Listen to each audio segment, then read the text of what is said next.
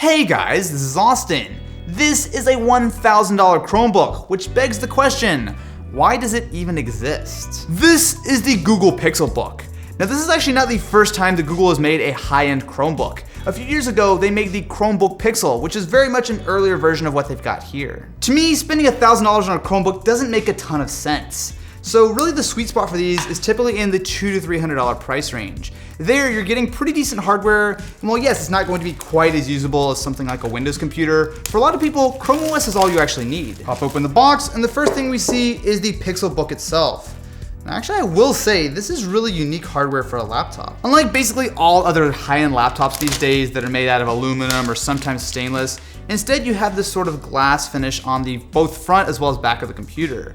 Now, if you look at it side by side with something like a Pixel 2, you'll definitely see the family resemblance. So port-wise, there's not going to be a ton. Essentially, you have one USB-C port on the side as well as a headphone jack, and on the other side, you're going to get one more USB-C port. So one of the nice things about the Pixelbook is that it actually does share pretty much all of this with the Pixel 2. So in theory, you can use the same charger for your phone and your laptop. Pop this guy open, and we see that, yeah, that is actually rubber? This is such a weirdly designed laptop. Say what you want about Chrome OS and whether it belongs on a $1,000 laptop, but this hardware, it is really nice. Man, I'm doing a 180 on this computer way too fast. So when I'm here at work, a lot of times I will be using a Windows laptop to plug into a USB-C monitor, but this hardware is so nice, I actually might give the the Pixelbook a try. While this guy updates, something else you might want to consider is picking up the Pixelbook pen. So if a $1,000 Chromebook isn't enough, you can spend another $100 on a stylus. Sometimes it's hard for me to justify using a stylus on a computer. I know a lot of people like to be able to take notes and do sketching and stuff on a computer, and especially with this guy where you can actually flip the screen all the way around, it might be helpful, but I just don't find a ton of use for it. Although this actually does look nice. Touchpad firmware update in progress. Keep your hands off the touchpad. This will take around 2 minutes. I've never seen that in my life. What happens if I touch the touchpad now? Do it. Oh, it crashed! Ken is a bad influence, okay? A bad influence. Inside the Pixelbook is a 7th generation Core i5 processor, 8 GB of RAM, and a 128 GB SSD. Those are the specs of the base model that I have here. If you want to upgrade to the model with the Core i7, 16 gigs of RAM, and a 512 gig SSD, that's going to run you $1,650. And of course, if you want the pen, don't forget to throw another $100 on that. So, what are you getting with a $1,000 plus Chromebook?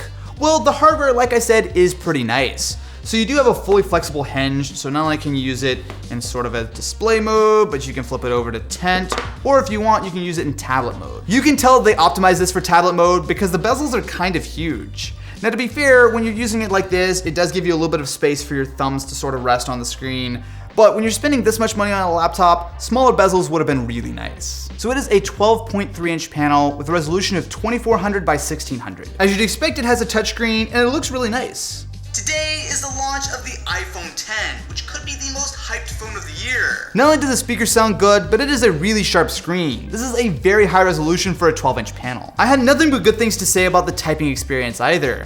The keyboard feels good with solid spacing, and it just has a nice sort of tactile feel, and the trackpad is surprisingly good. Not only does it have a glass surface, but it has some of the most accurate scrolling I've ever felt. This is right up there with a lot of MacBooks. The real question here though is what exactly can you do on a $1,000 Chromebook?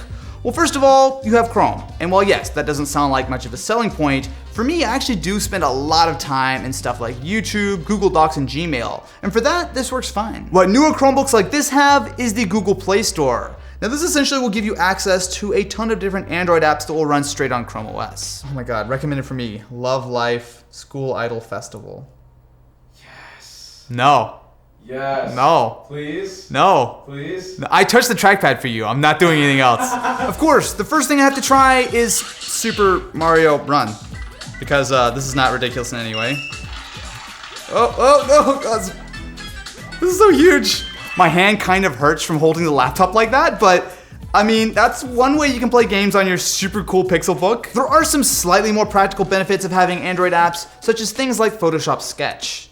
So this combined with the Pixel Pen means that you can actually do some pretty decent drawing. Having access to Android apps like Instagram and Snapchat on a laptop can be really cool, but the problem is that while some of these apps are pretty decent and do support Chrome OS, a lot of them are either just stretched out versions of the phone, or worse yet, they're just running in a phone-sized window. The Pixelbook also has Google Assistant. So there's a few different ways of launching this, but one of my favorites is with the pen. So when you hold the button, you can just draw on a particular part of a web page, and it will use Google Assistant to try to figure out what you're looking at.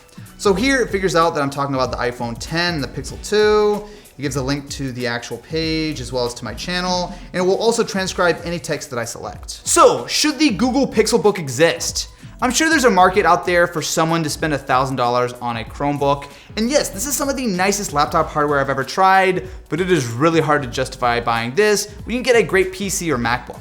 So what do you guys think about the Pixelbook? Let me know in the comments below and I will catch you in the next one.